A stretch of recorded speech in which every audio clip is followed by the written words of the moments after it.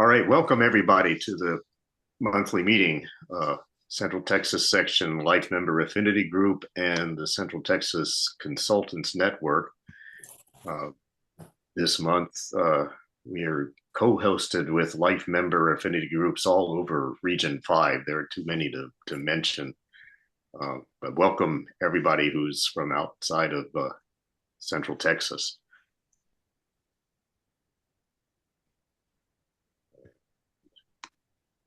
Good. Just a little bit of background. The Consultants Network is primarily here to help members get together with each other and find job opportunities, promote their skills and so forth. And the Life Member Group, this is automatic. If you are old enough and you've been an IEEE member for enough years, you will be a life member, and IEEE will let you know when that happens. There's nothing you do other than hang around for a while to do it. Both of our groups host monthly meetings. We had quite a bit of overlap in membership. So for a while, we've been doing joint meetings now.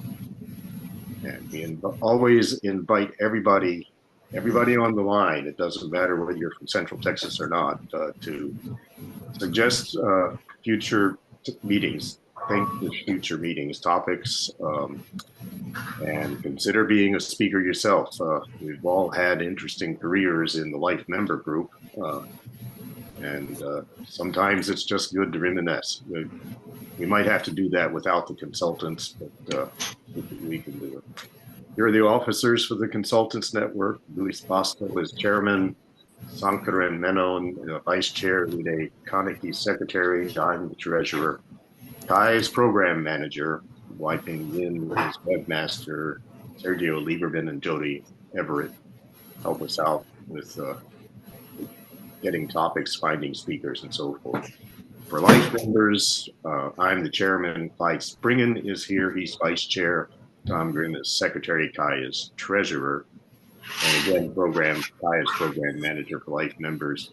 John Purvis is here. He's our webmaster. You'll hear a few words from John in a moment. Dennis Ferguson, our communications director.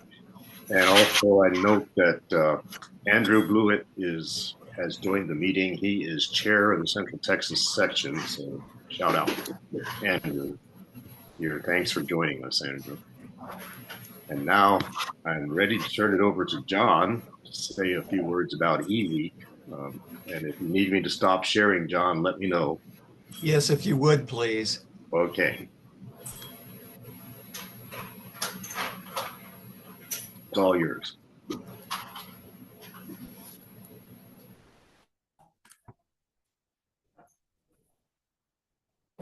Yep.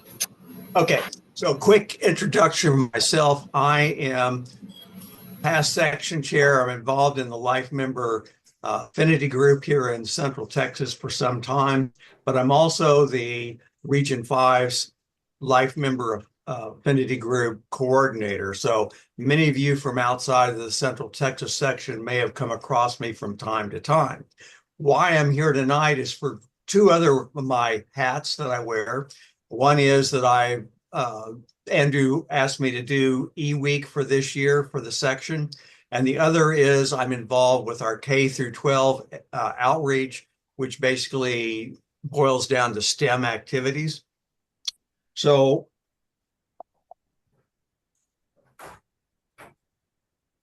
okay, let's do that then. There we go. So Bill mentioned eWeek. This is Engineers Week, or really it is the 16th to the 22nd of this month. It is an annual event, and IEEE, as most of the engineering organizations do, is deeply involved in it. So what is Engineers Week? Engineers Week was created in 1951 by the NSPE, the National Society of Professional Engineers, to recognize engineers, what they do, educate the public, and in more recent years, there have been a lot of STEM activities surrounding it. I do think that the quote that I found and added here is very useful and appropriate for our profession. Scientists study the world as it is. engineers create the world that never has been. And that lies in with the, find the right button here, with the theme for this year's eWeek. eWeek is Design Your Future. Now, that really applies to us as engineers, as well as students who are looking at engineering careers. The organization that really pushes eWeek is Discover E. Probably most of you have received email over the last, well, for a long time now, talking about eWeek and activities that are going on. Uh, as I mentioned, Engineers Week is a day where a lot of STEM activities happen. We don't have a STEM activity going on right now, but we are having others throughout the year. So if any of you all local to the area are interested in helping with our STEM or K through 12 outreach, let me know. We have many opportunities where we can reach out and talk to students and, and tell them about engineering. We have more opportunities than have volunteers to fulfill. So if you'd be interested in doing that, I'd love to hear from you. Find me online. Uh, just to let you know what other activities are going on. If you're a member of TSPE, the Texas Society of Professional Engineers, their annual banquet is tomorrow night in Austin. Most of the local TSPE or other professional engineers all over the country chapters will have an activity. Most of them are going to be civil and uh, engineers for the most part, but they are available and open to all.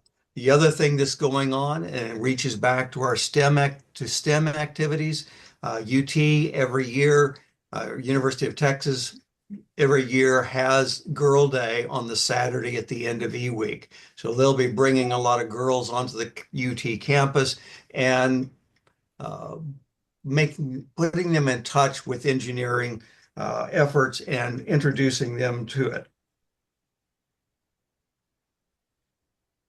So just one next to last thing, IEEE members, if you are participating or want to participate in the IEEE Learning Network, that's their IEEE's online classes, they're doing a special discount until the end of the month in celebration of eWeek that gives you a 25% off for those courses. And since I have an audience here that you can't escape, the last thing I wanted to mention is our second annual Life Member Conference is coming up this June in Boston at Tufts University. It's a great conference. Many of us on this call attended last year when it was held in Austin. It looks to be an even better conference this year. So if you're interested, you can find it online, or again, if you reach out to me or Kai or Bill, we can get you the information for it. Now, I didn't want to spend much time on this because we do have a speaker, but before I return this to everyone, let me stop sharing. Um,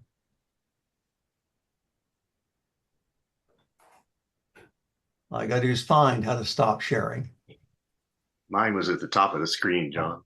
Yeah, there it is. Every time the little icons move around. Yeah. So anyway, that's really all I had to share with you. The big thing is this is Engineering Week, and please share that with anyone you know. There are opportunities to participate in events yet this week, but if not this week, we have it every year. So we look forward to having an opportunity to do something together in the future. And unless there's any questions from anyone, I will return this to Bill. All right, thank you. All Thank right, you, Bill, it's all John. yours. All right, so we are back, and John already covered this, so that saves some time. Just point out, Life Members Conference at IEEE.org is the website. And next month, it looks like we are going to actually get out of the house. Go to ACC, Austin Community College, has, I think it's a maker lab, impact lab, and they offer tours. We're going to take advantage of that. It's a business incubator and training lab focused on physical product development. So should be an interesting time. Which brings us to tonight's meeting. And Kai, I'll ask you, do you want to introduce the speaker or do you want me to? Go ahead. You did a better job than I do the research. All right. So science background. potential effects of economic policy in 2025. I am impressed that Lee is actually showing up and ready to talk about this because things seem to be changing so fast. It's going to be more like a news report, I think. But Lee Price, jurist, means he has a law degree. I forget what Latin words go with that. He has a law degree. Juris doctor, yeah. Retired economist. 40 years in the Washington, D.C. area, where he served as chief economist at the Commerce Department. That would be the U.S. Commerce Department, and was an economist for 6 congressional committees, research director for both a think tank and a small foundation, and the chief risk officer at the Federal Deposit Insurance Corporation. Has a BA in economics from Stanford, an MA, and the JD degree in economics and law, JD's law, both from the University of Michigan. And with that, we will finally get around to the main event tonight. I'll stop sharing. All right. Take over. Okay, then we'll start sharing. And your events are here.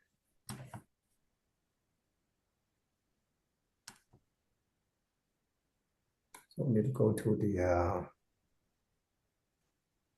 presentation mode. Yeah. Okay. I can minimize this group. Oh, okay. Go ahead. Okay, good. Thank you very much. Thank you for inviting me, and I'm looking forward to talking about this. I will confess that it is, well, can they see me? They're saying this, hopefully. As was just alluded to, the economic policies are very much in flux. Although what is being proposed, President Truman reportedly said, 70 years ago, that what he really wanted was a one-armed economist, because he was tired of hearing about economists saying on the one hand and on the other hand. But I'm going to do some things that are on the one hand and on the other hand, but mostly I'm going to talk about the likely effects of specific policies in the direction. The magnitude is hard to do, and the net effect is hard to do. But I'm going to go through a bunch of charts about the current state of the economy, and then some charts that illuminate what some of the issues for what the effects might be of changing policy. What we see is fairly strong underlying trends in the economy before the Trump policies take effect. And some of the Trump policies will have positive effects on prices and output, and some will have negative effects. I think it's fair to say, though, that most economists would predict that his tariff and immigration policies will negatively affect GDP, inflation, and jobs. His budget policies are still being developed, but they have a potential of slowing the economy in their term, and cutting taxes generally have a stimulative effect to increase spending. Well, no, I'm not going to talk about that chart yet.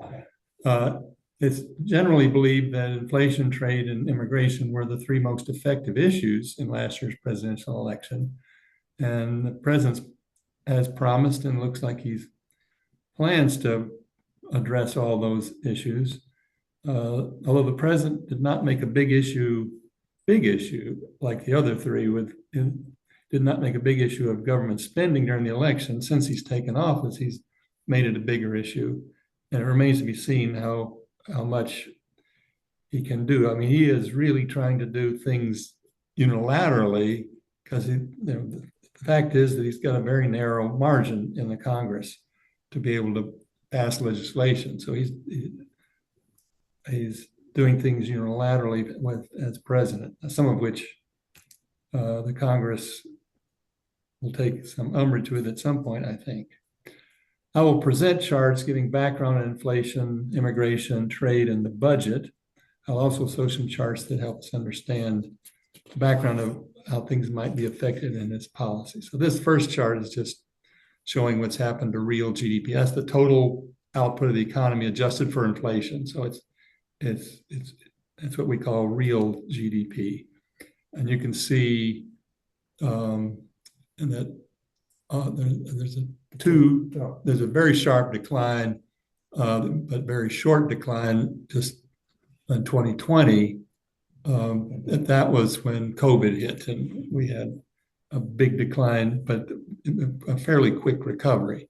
The previous great financial crisis, recession, 2007 to 10, we had a shallower decline, but a very slow recovery. This next chart shows what's happened to consumer price inflation. And the gray bars are the periods where we had recession. But you can see that, I'm sure most of you are old enough to remember that in the late 70s, early 80s, we had very high inflation.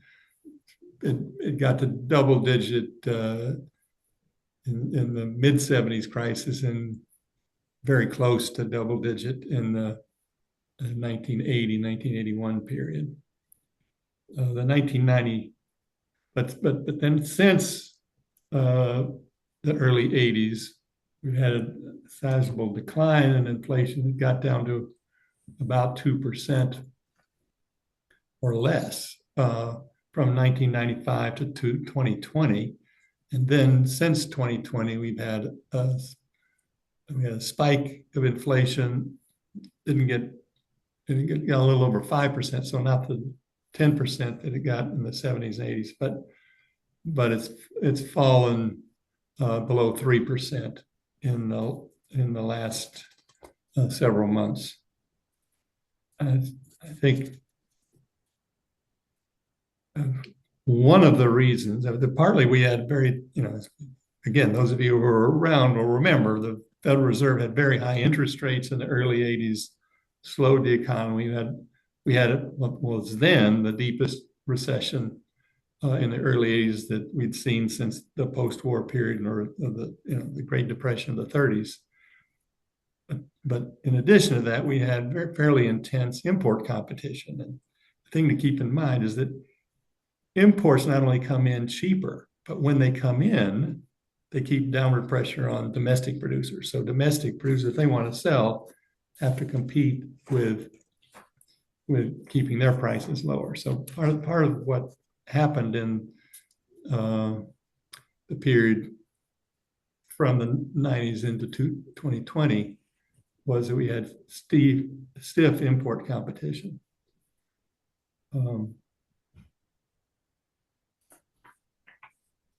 Next chart, further looking behind what's happened more recently in inflation. This chart shows the blue line is a measure that there's a monthly survey of people in the manufacturing sector who are dealing with what they call supply managers, but they're looking at what's happening to their purchases. And they reported, this blue line is their reporting of supply delays, substantial delays. And so close to 50% of them at the worst of the 2021, 22 period, we had very high. I mean, again, you probably remember that we had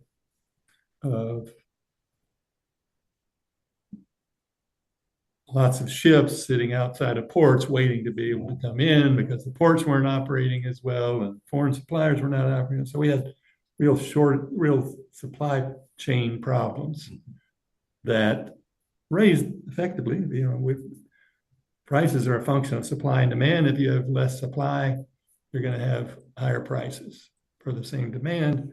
And again, import pressure, so the reduced import pressure, the higher prices on imports meant that we had domestic producers also raising their prices. I guess I spoke. The blue line is the supply chain problem, and the black line is the inflation of goods. Okay. So services were less affected by inflation, but the goods were particularly affected by the supply chain problems.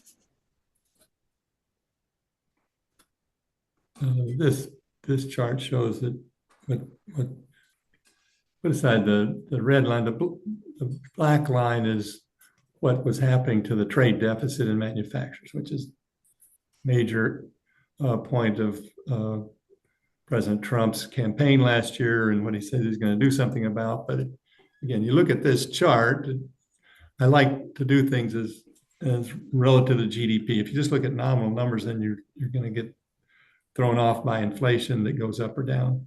But if you do it as a share of GDP, it's a better measure of what's the effect on the economy. And basically, from a period when Obama took office in 2008 to 2020, the trade deficit was getting bigger and was approaching 4.5%. And it was bigger at the end of the Trump administration and at the beginning of the Trump administration, manufacturing. He talks a good game, but in fact, he didn't accomplish what he said he was going to accomplish the last time around. And we'll see what happens this time around. So what's the red line? That's the nominal deficit. So what happens is that oil prices can change, the prices of imports can change, the price of export can change. This tries to say, well, looking at the volume of the real volume of trade, manufactured trade.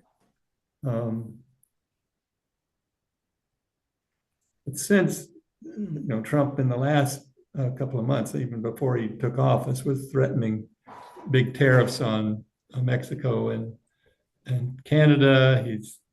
He then postponed those for a month. So, and then the new deadline is the end of next week. So we'll see what happens there.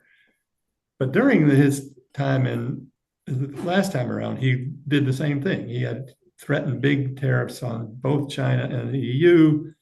But when push came to shove, they gave what sometimes I refer to the sleeves off their vest.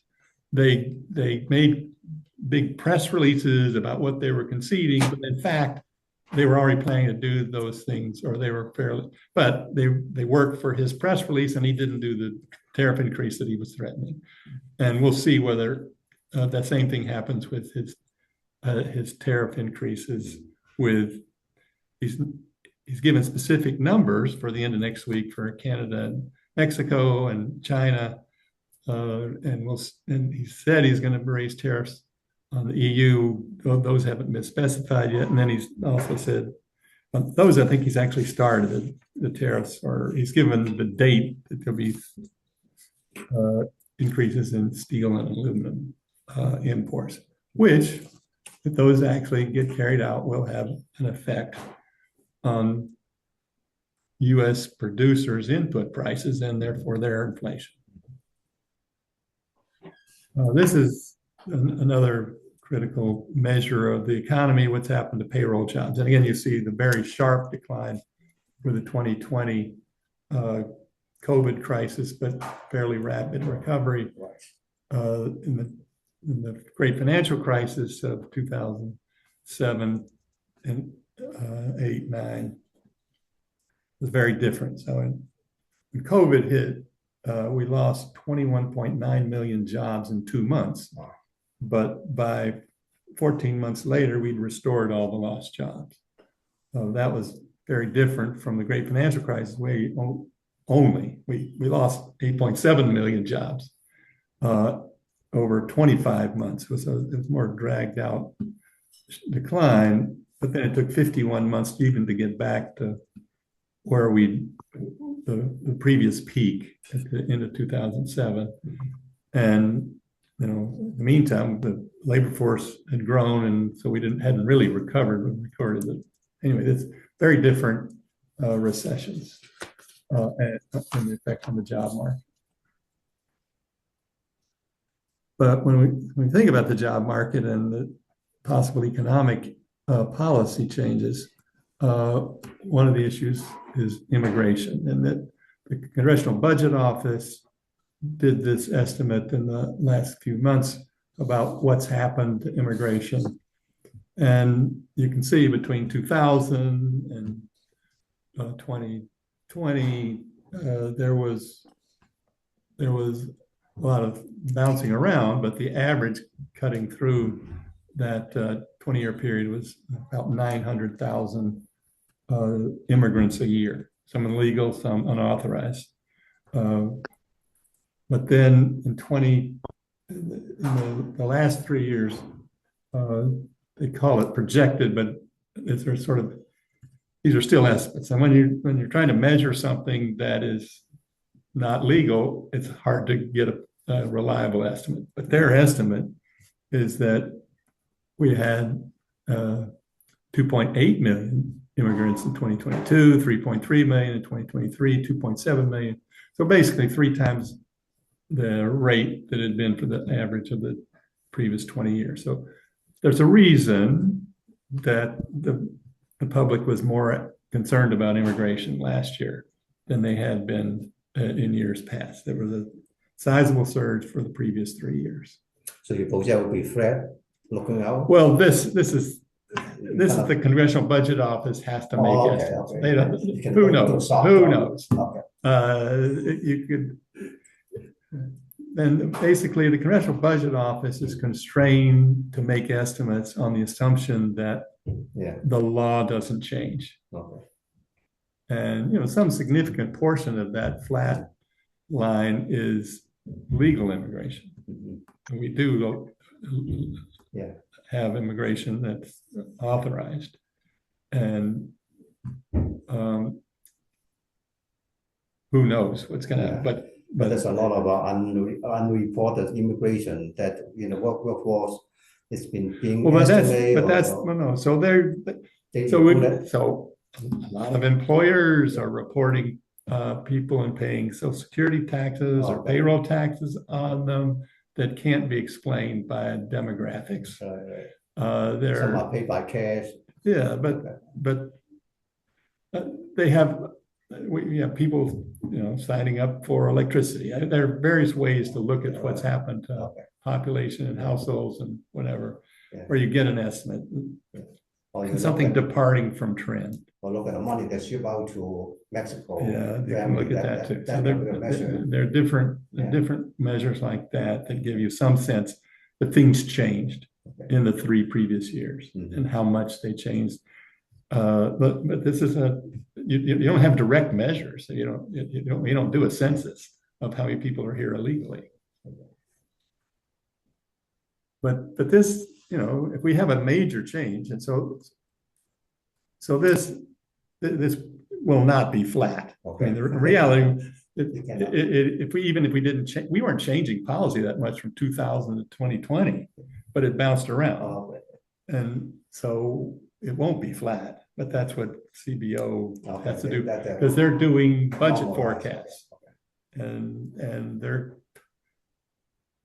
required to assume no change in policy. Okay. But so we could have a sizable reduction. In fact, the net, I mean, if you believe Trump's rhetoric, the net migration will be negative. This is all these lines, everybody, all that period in their forecast is positive immigration. But if we have mass expulsions, that net immigration will be negative.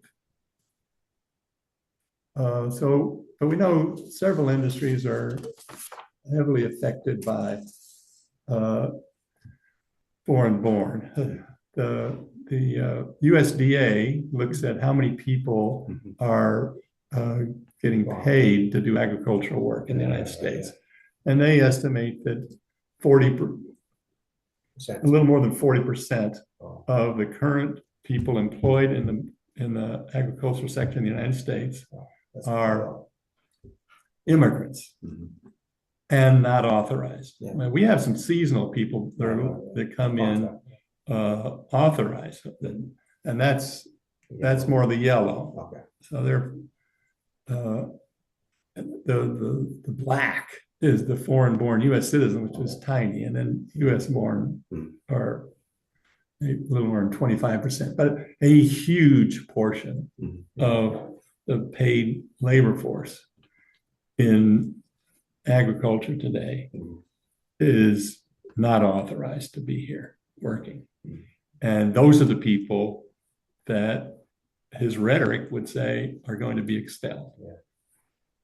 Not surprisingly, the organizations for farmers are all pushing for an exemption. They don't want to, and it's not just people picking berries. I mean, they're the people who are working in the Midwest doing dairy farms and all kinds of agriculture that depend heavily on undocumented people. And not surprisingly, those farm groups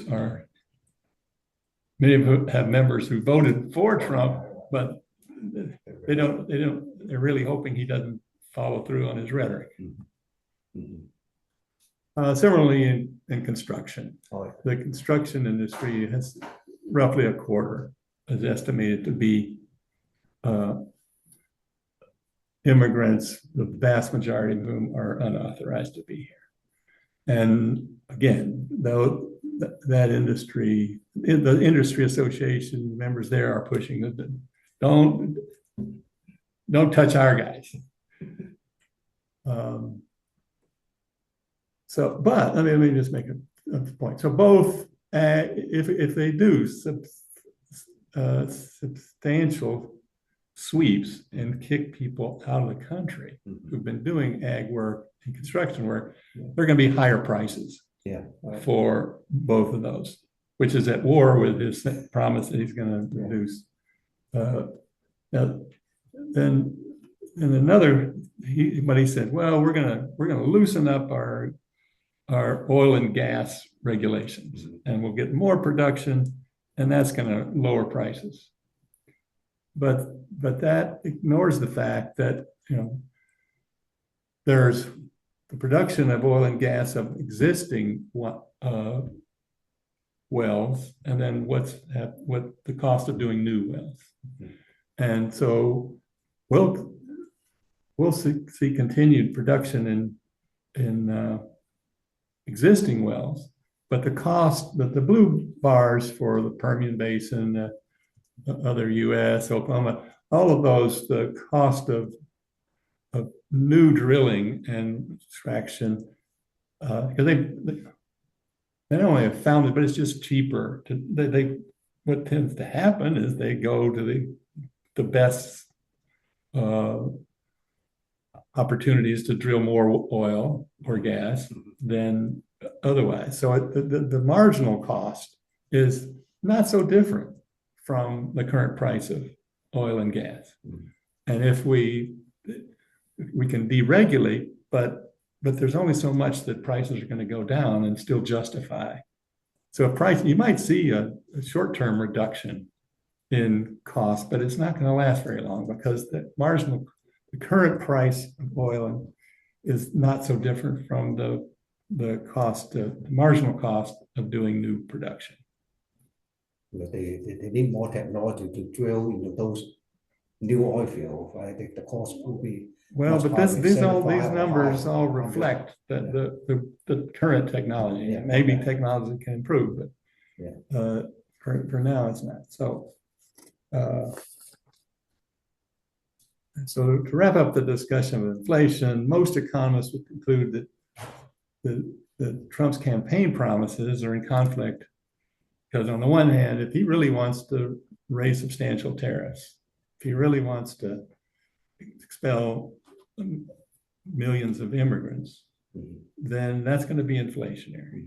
And his promise to cut inflation is going to be hard to do. Even it's just oil and gas is not going to deliver, which I think Trump is getting some advice that this is a problem because recently he warned that there could be an increase in inflation. So I think so that's the relevant considerations to the price situation. Now we're going to turn to the budget situation, and the current deficit is now $1.8 trillion. It's 6% of GDP. Federal revenues are running about 17% of GDP, and outlays or spending is 23% of GDP. And we last ran a surplus 25 years ago in the last few years of the Clinton administration, when Clinton had raised some taxes. The economy was roaring 4% a year in real terms for the last several years of the Clinton administration. So that tends to raise revenue, which we'll get into in a bit for why. And we also had a Republican Congress for the last 6 of his 8 years who they didn't want to spend as much. So you had constraints on spending and you had substantial revenue. So your blue line of outlays was going down in the late 90s, and the green line of revenues was going up in the late 90s. And we had that period of surplus. Then we did big tax cuts, and you saw the revenue go back down. The striking aspect of this chart is the blip upwards in outlays, but those are basically, we'll get into why that was, but those were during the recessions of the great financial crisis and the COVID recession. Turning to revenue, I think several points here. So the individual income taxes bounced around, but under our tax system, income taxes rise as the economy grows. If everybody gets a gain in real income, their income, the tax brackets are adjusted for inflation, but to the extent that people have more real income faster than inflation, then some of their income is pushed up into higher tax brackets.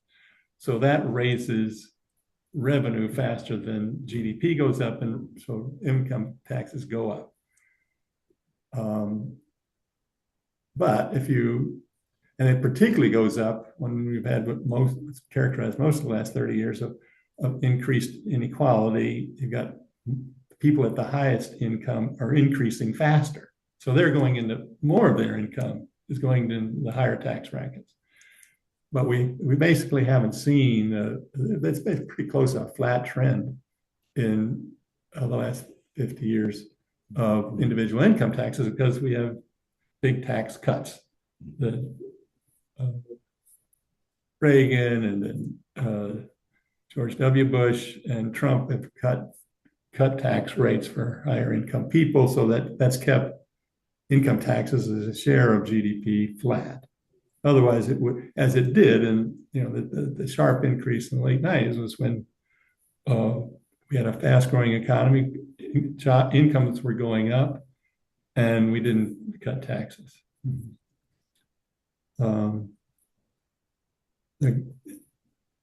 Trump has not given specific numbers, but he's encouraged the House and Senate budget committees to talk about sizable tax cuts, including extending the Trump tax cuts.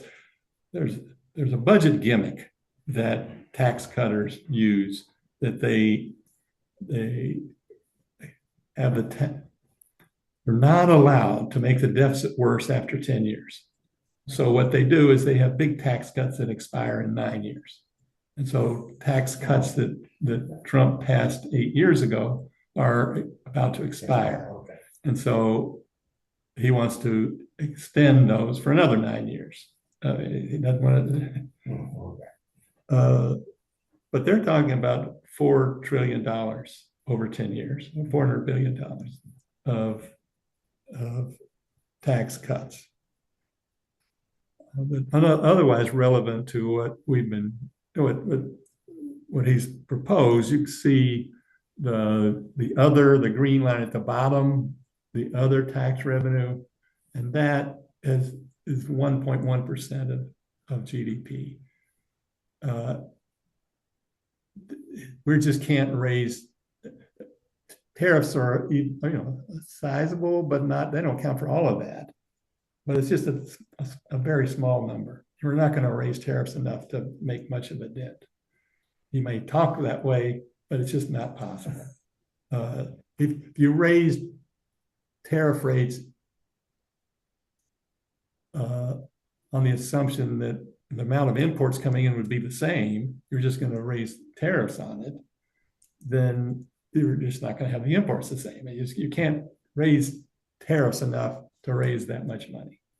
So he's given some speeches where he implied, well, we'll make up in tariff increases for what he's going to do for tax cuts. It's just implausible. Notice also that the corporate taxes used to be closer to 3%. They're now close to 1.2%. Corporate income taxes are actually a little higher, but corporate income taxes as a share of GDP has been falling. And this is kind of an interesting fact, because over that same last 50 years, corporate profits as a share of income has doubled. It was running about 4.5% in the 70s into the 90s, and then it's taken off to about 9%. That's the red line here. At the same time, labor's compensation, this includes wages, but also all the benefits employers pay for employer, that's fallen. So there's been about 6-7% decline, 5% decline in labor share of total income, and 4.5% increase in corporate profit share.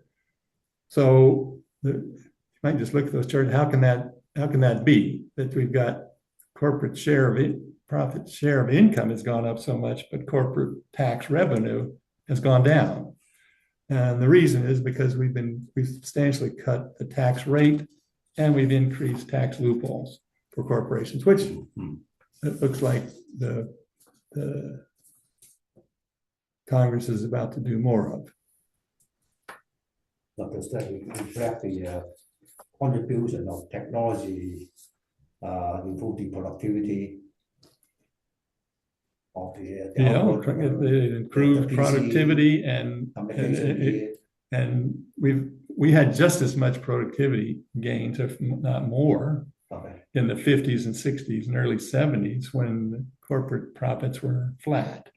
I mean, it bounced around, but they were a flat trend because labor was getting a dividend from the productivity, and labor's not getting the same dividend from the productivity that they used to. And corporate profits have taken a bigger share of the dividends from better productivity. Also, there's a shift from manufacturing to service industry that pay different, right? They shift the labor contact to foreign countries. The foreign competition has definitely weakened labor's ability to get the dividends from productivity. Okay, so this is my last, next way to look at the spending side. And there's many ways you can divvy up federal spending, but just for keep things simple but still illuminating, this is the chart of mandatory spending, discretionary spending, and net interest as a share of GDP.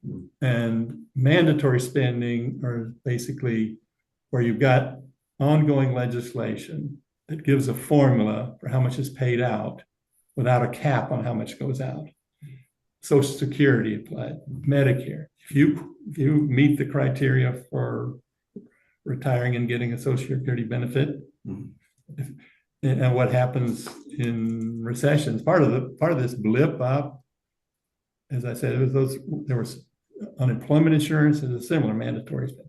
So you give more generous benefits and more people unemployed, that blipped up for unemployment insurance. But what also happens when you've got a bad recession is people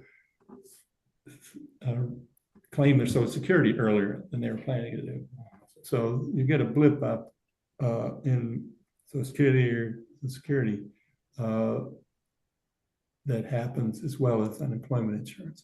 But the basic trend from 2005 to date and ongoing is so as mandatory spending was about 10% of GDP. It's now 14%, headed toward 15% in the next 10 years.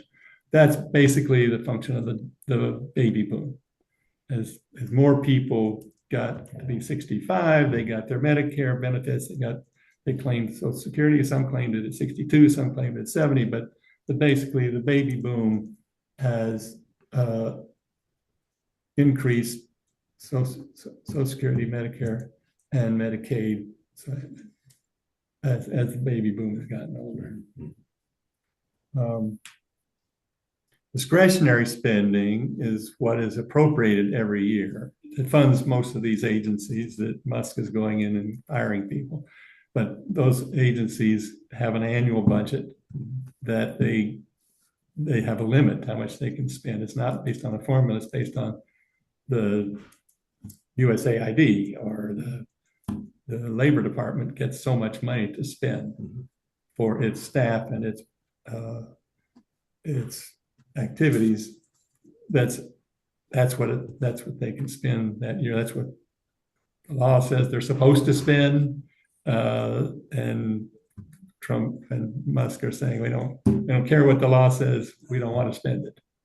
We'll see what happens, but there have been court opinion. One of the Supreme Court Republican nominees, Kavanaugh, and White House counsel and Chief Justice was there saying that Congress power of the purse means that you're not supposed to do that. But again, discretionary spending has been falling. It's not just relative to mandatory, but it's been falling relative to GDP. The economy has been growing faster than discretionary spending. The other interesting thing is that in the last few years, we've had higher interest rates. So the net interest has risen in the last few years, and it's expected with rising debt and rising interest rates, the net interest is expected to rise. And that's an interest payment. Interest payments. Interest payments as a share of GDP is expected to rise. Now, this is a chart on the debt as a percentage of GDP. And you can see there's a spike, in the 40s, we were fighting World War II, and we were running huge deficits. And then it fell until the 70s. And the reason it fell was not because we were paying off the debt.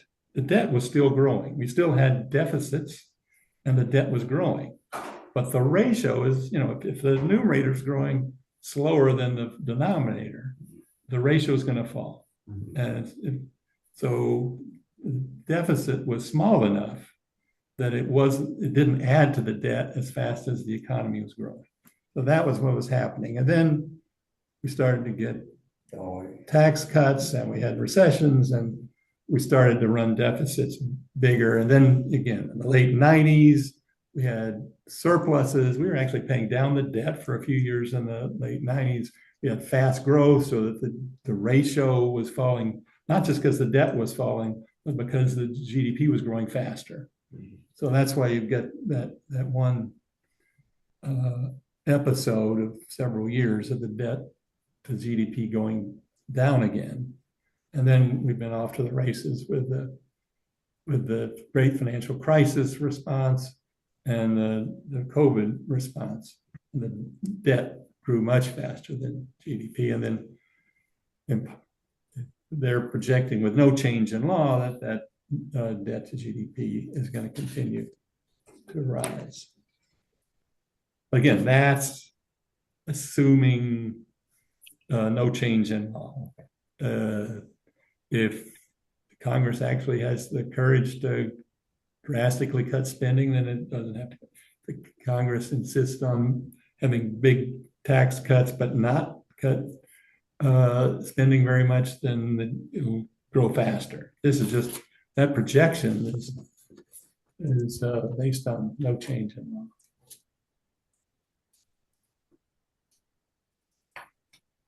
So let's just quick wrap things up with a summary, and then I'll be happy to take questions. So I'm just looking at individual policy changes we discussed and probable effects, and then more general things apart from direct policy changes. So mass expulsion of immigrants are going to raise inflation and lower GDP if they follow through with it. Same for substantial widespread tariffs will raise inflation and lower GDP. And something I didn't talk about as we were talking about trade, but foreign countries now are all talking about retaliation. They've got strategic things that we depend on their imports. We depend on them accepting our exports. And so that, to the extent that they retaliate, China's got strategic materials that are critical to some of our high-tech industries. If they really decide that they want to twist our arm, they can affect our GDP, our output. Deregulation of oil and gas will lower inflation, but probably only temporarily. Substantial tax cuts should raise GDP by raising demand for a period of time. The best evidence of the periods where we did do substantial tax cuts under Reagan and George W. Bush and Trump is that it didn't raise investment, it raised consumption. Substantial spending cuts will lower GDP in the near term. And then there's the whole issue of all of these changes, to the extent that they're substantial and uncertain. Then that uncertainty affects business hiring and investment. They're less likely to commit to hiring, less likely to commit to investment if they're uncertain about where things are going. And I think, today's drop in the stock market is a reflection of fear of uncertainty and where things are going. Then there's the final point related to all this, is that if these policies raise inflation, then the Federal Reserve will probably be raising interest rates, which will cool the economy, if not tip us over into recession. So I've spoken more than I expected to, but I'll take some questions. All right, so we're open for question. Let's stop, Sharon. Yeah. So this PowerPoint will be published in our website probably 1 week later. So you guys can talk about any other question, any questions from the audience. You can open your mic and talk, or raise your hand. But first, thank you for such a good overview of the current situation, and most the current regime's action may not increase that much GDP. Only one item, only the tax cut or spending cut. All the others are potentially high inflation and lower GDP. So I have one question. Yeah. So the thing you said at the end, which I thought was most interesting, is just the notion like things are really uncertain in a way they have not been generally. Yeah. And so, and there's all this push right now for this, tremendous amount of investment in, for example, AI technology. I mean, enormous amounts of money, building data center, Yeah, right. and so there's so that's playing out at the same time. There's like, who knows? So I just find that interesting that No, so There's a lot of risk going on. Underlying trend of the economy is fairly strong. So, and inflation is not, there was a point at which there was a debate whether the goal should be 2% or 3%, but the real goal was to make inflation low enough that it wasn't a major factor in business decisions. And I'm not sure that 3% isn't low enough if that was going to stay there. They're still talking about 2%, but they're also nervous that it seems to be creeping back up. But so the economy is an underlying strength. The question, these points were not that GDP is going to go down. The question is, how will it deviate from the trend if you'd had a more stable policy? We're going to find out. Yeah, right. I understand that. But there's an enormous amount of both risk and expense happening now with things that could be left, half built. Yeah. And, to the extent there's Chinese retaliation, that can really affect some of these things. Or if they do better. Yeah. I get it. Well, thanks. I have a question. Go ahead. Now, there's various policy proposals that are, coming out like out of a fire hose out of Washington. Yeah. And I'm wondering, the CBO does estimates based on proposals that are before the Congress. Do they do projections to these effects that you have been talking about? Like, how's it going to affect trade and deficit and so forth? Or do they just say, this is how much it's going to cost, and then leave those derivative measures to private organizations? They are very reluctant to talk about short-term effects. Once the legislation is passed, they will be influenced by private forecasters to change their forecasts. But they're very reluctant to say these policies will change the direction of the economy. The Congressional Budget Office. Right. They'll still say, this it's actually a different committee. The Joint Committee on Taxation projects what's going to happen to revenues based on some discussions with CBO about what's going to happen to the real economy affected by it. The CBO tends to be more responsible for the spending side.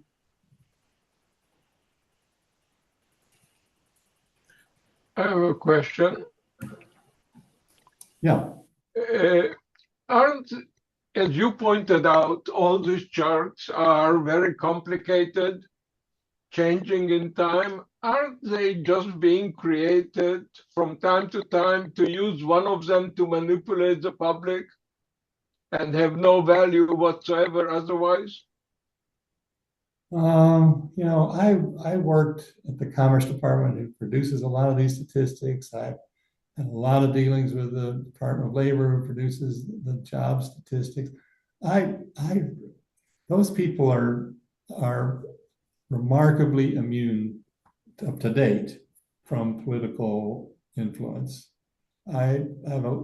It's very hard to do some of these statistics. Just collecting the data.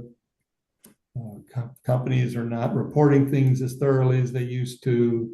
But I don't think that any of the statistics I just gave you have been influenced by politics. You don't think that you can rely on the data of the statistics when everybody has an agenda? Well, the people in the statistical agencies don't have an agenda. Everybody has an agenda. Every human being, when they're doing something, has a background. I think to the extent they have an agenda, the agenda is to be as accurate as possible. How reliable is the data?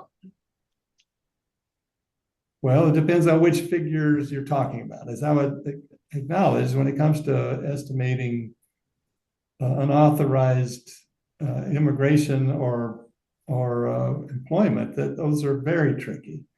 But for the budget numbers, the GDP numbers, the labor employment numbers, I think those are very reliable. And someone Thank you. revise maybe 1 month or a couple of weeks later.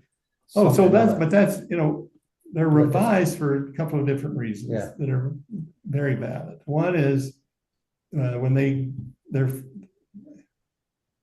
so, you know, the first Friday of the month, they report Okay. what happened to employment. Okay. That number will be based on employers who probably 60% of employers supplied the numbers. Mhm. And the next month, they'll get it from 75, 80% of employers. And then it'll be 90% or more by the third month. And sometimes the people who hadn't, you don't have a good cross section in that first 75%. Mhm. Yeah. So I saw some question in the Yeah. comment Oh, page. yeah. Maybe we can take a look What's at the that. outlook for Social Security? So I mean, that's more of a political question than an economic question, but I think that Trump has consistently said he's not going to touch Yeah. Social Security. Right. Don't touch. Yeah. I think I think he knows well that he would be in very deep political trouble if he did. Yeah. I mean, I think if you recall back when W said he was going to privatize Social Security, he thought he had the wind at his back and he could make that happen. And that just ran into a buzzsaw. And I think the same thing would happen if he tried to change Social Security. Medicare is a little bit more vulnerable because they can change some of the formulas and they can do that. But I think Social Security per se is very hard to change. Medicare, Medicaid, particularly Medicaid, are quite vulnerable to modifications that would reduce real benefits for people. To the extent that they did that, there would be a political backlash too, but it wouldn't be quite so obvious and to create the same kind of backlash. As you pointed out, we continually increase our debt, manipulate the statistics so it doesn't increase as much. But in practice, the debt will continue to grow and it will have an economic collapse. When do you think that will happen? Well, you know, the thing is that the U.S. Benefits from the fact that we have a very big market and other countries want to sell us things.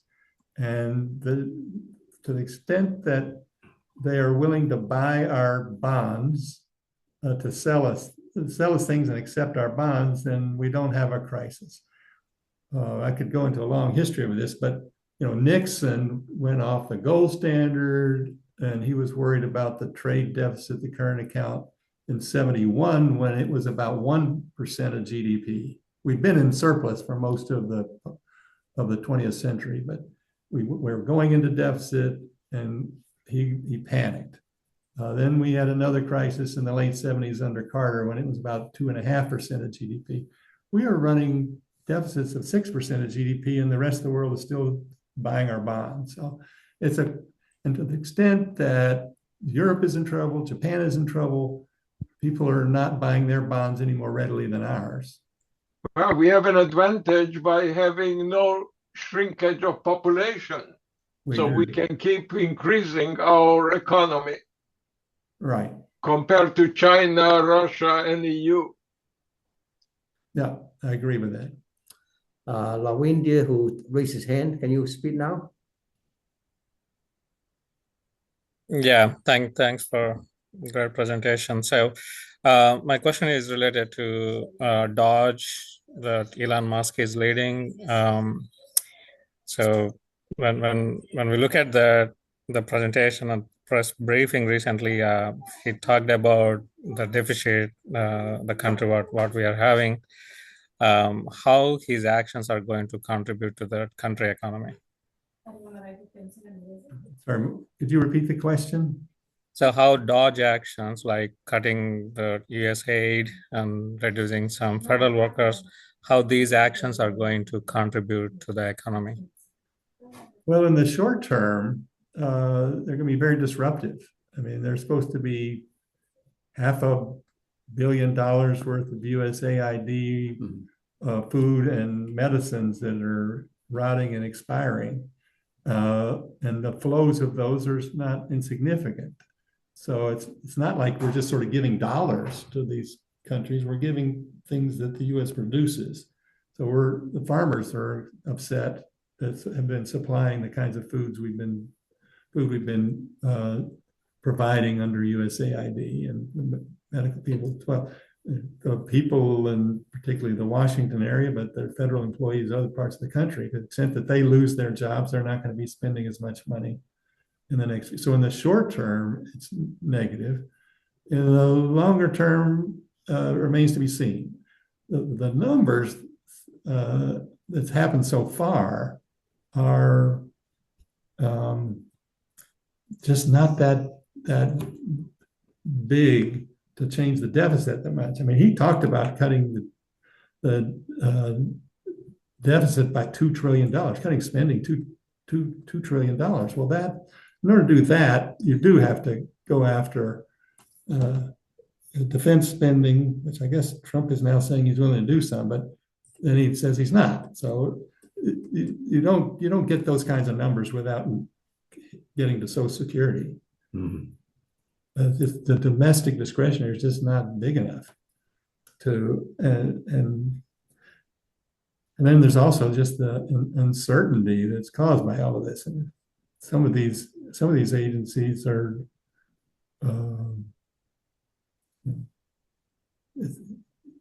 cutting back at the FAA, or you're cutting back on the FDIC. I mean, they're talking about agencies that have contributed to the stability of the economy. Right, yeah. So I think he said he'll make some mistake and there will be some adjustment and hire some people. Well, the other thing is I've been involved in various situations where there were decisions to cut back on staff. Yeah. Well, who leaves? The people who leave are typically the most skilled. Mm-hmm. The people who can best get a job outside. They leave. You start offering people an opportunity to leave. Right. The people who are the least skilled want to stay because they're worried about finding a job. And the people who leave are the people who are the most skilled. Right, yeah. Right. And it doesn't appear like they're doing this in the most skillful way to make it more efficient. I think they're making a clear message that they want to shrink the size of government, and particularly programs that liberals have enacted. Now, Louis, can you moderate the chat box and read out the question and so that Lee can answer? Too far from me to read. Louis? Yeah. Let's see. I think we answered the first one.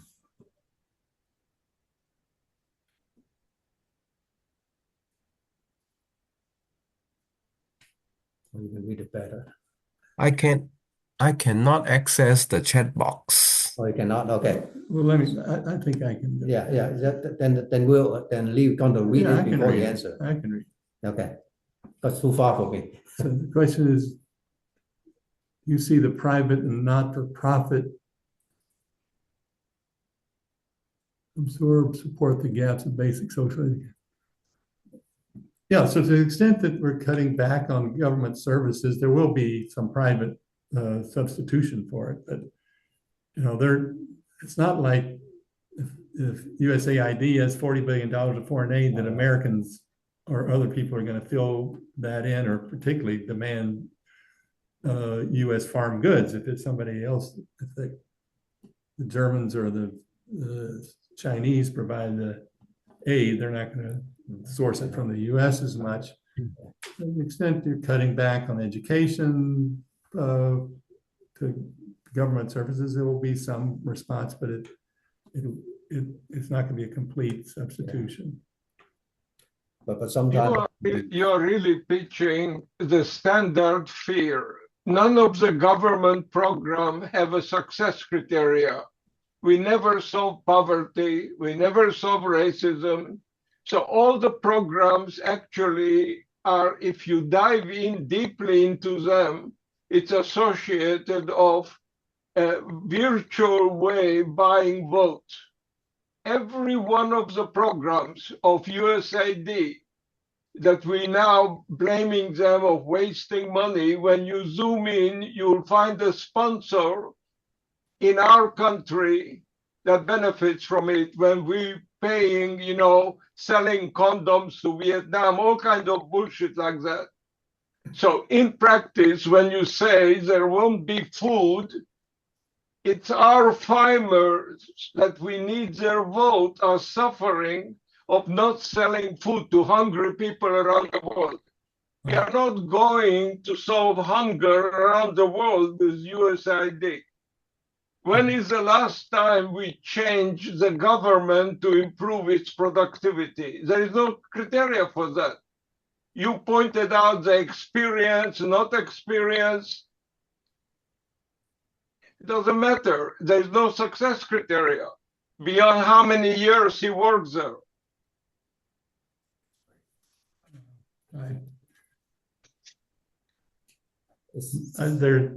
There's something to what you say, and there's something that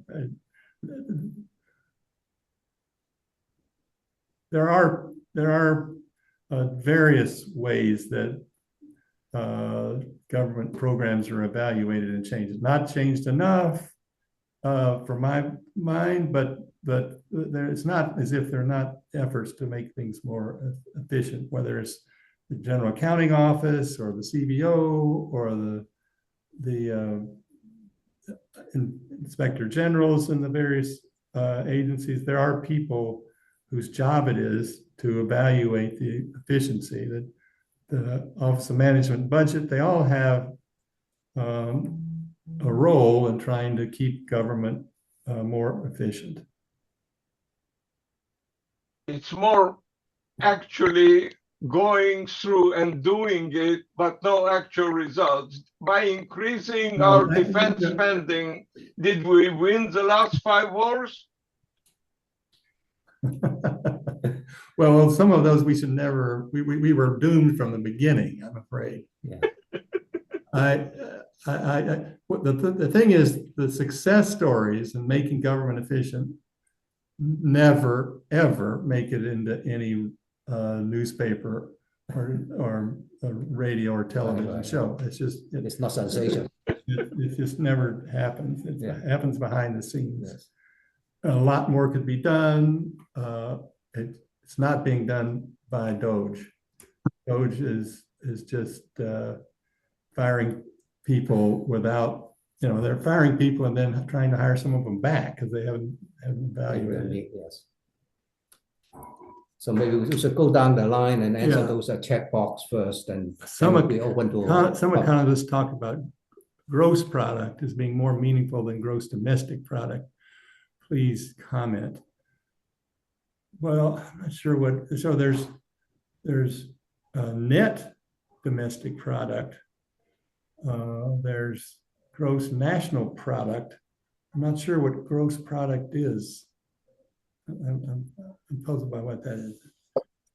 I ask that question as I understand it. Gross product includes the business-to-business transactions and is a larger, supposedly better indication of everything that's going on. Yeah, I've never seen an estimate, never seen that measured anywhere. It would be very hard to do. I mean, one of the challenging things about gross domestic product as measured is to net out. What you have a supply chain that has 5 different levels. Well, if you add up all the levels that from the first supplier, the second supplier, the third supplier, and just count up their gross sales, then you're going to be doing what I would consider as double counting. And then you're going to be, if you thought, well, gross product, double counting makes sense. And what happens if you consolidate the second and the third level of the supply chain?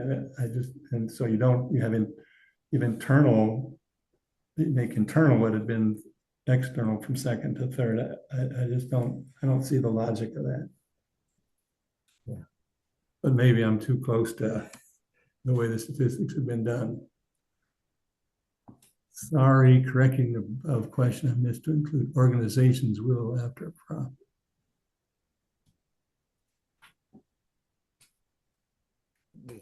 Read it out first and okay. That's the first one. Okay, second.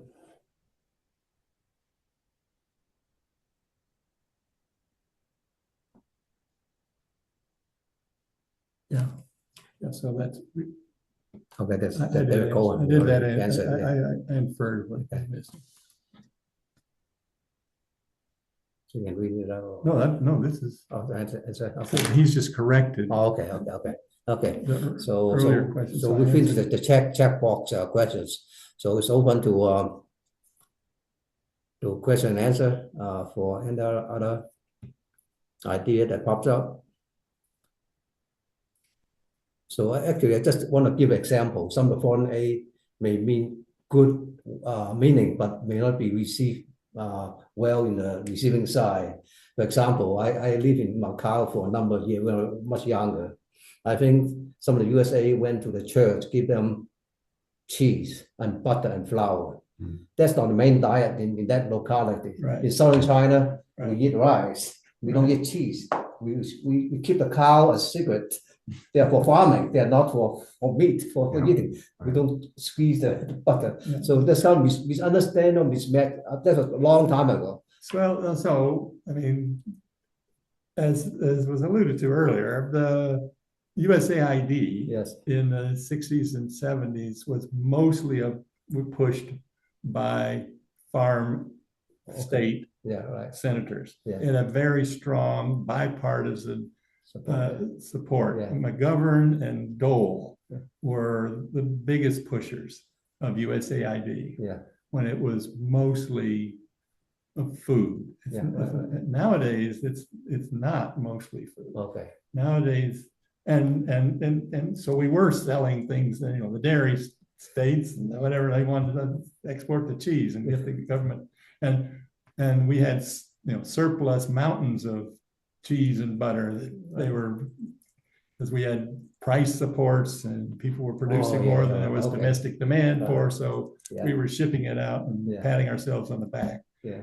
Well, that's a good program at that time when a lot of poor countries from the World War II, they were really poor, they don't have food. That's a good gesture. Right. But nowadays, much more of what they do is health related. Okay. Yeah. But so there are downsides to doing this. There have been issues about whether domestic producers are suppressed and not doing more to supply things internally when we ship things that compete for what they would be producing.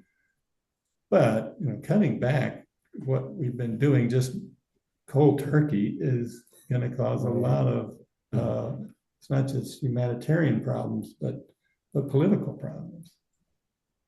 Yeah. I worked in very large corporations that were very profitable, doing very well, sometimes a little bit more, sometimes a little bit less. But when you look at perspective of 50 years, you could never make major change in a large organization without shaking it up randomly with layoffs. A good example is I was working for AT&T that had 1 million employees. Oh, yeah. And we couldn't fix it. We couldn't compete on long distance. We couldn't compete on mobile services until we split it up and separated from the local phone companies. So the tradition of making change in a large organization and the government is huge. In practice, it's not getting rid of inefficiency or losing a couple of good skilled people. It's just shaking up the bucket. We'll see. Yeah. Look at most of the changes he promised. He already stepped back as soon as consequences were understood. We declared tariffs and backed off for a month against Mexico and Canada. We talk about more tariffs and we talk about how people will react. And in practice, we talk, very little actual action. Right. But the media loves it. The media loves it. I agree. Yes. Thank you. Yeah, thank you for the comment. So from the audience, any other good questions or comments?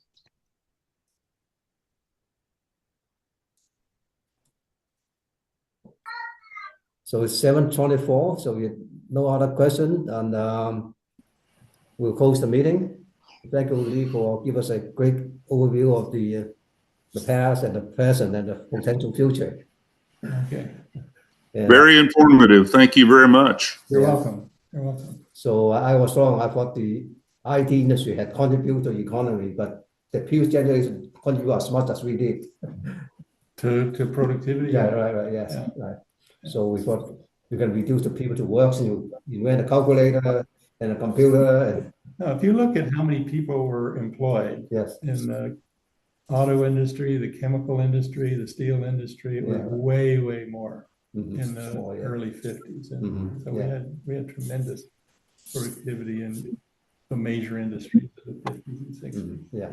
So go for the first industrial revolution, second, third generation, how about the fourth, maybe quantum computer, AI, they will have productivity, but will reduce Well, I workforce. mean, Will create some opportunity. my son works in AI, and I'm the real effects there, and actually they were in IT contributed tremendously to the growth of the economy in the last 20 years in other industries. It wasn't so much the computer industry that came, but Walmart, Amazon, the whole retail sector became much more productive as they were using IT.